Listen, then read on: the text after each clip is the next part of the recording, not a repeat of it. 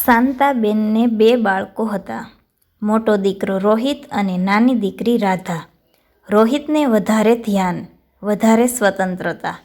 રાધાને ઓછું બોલવું, વધારે સમજવું.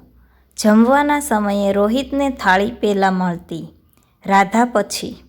રોહિતે ભૂલ કરી તો છોકરો છે કહી માફી, રાધાએ ભૂલ કરી તો છોકરી સે શીખ કહી ઠપકો.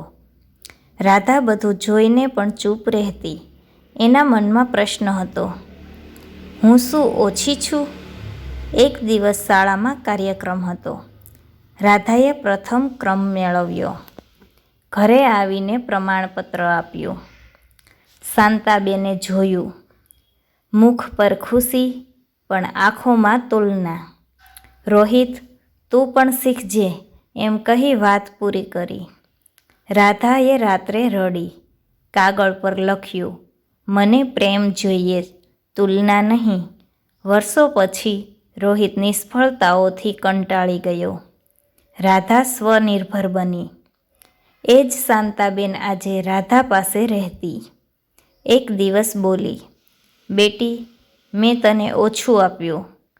રાધાએ હળવે કહ્યું, માં, તમે પ્રેમ વહેંચ્યો, પણ સમાન નહીં. શાંતાબેનની આંખ ભીની થઈ ગઈ. એમને સમજાયું કે બાળકો વચ્ચેનો ભેદ જીવનભરનો ઘા બની જાય છે.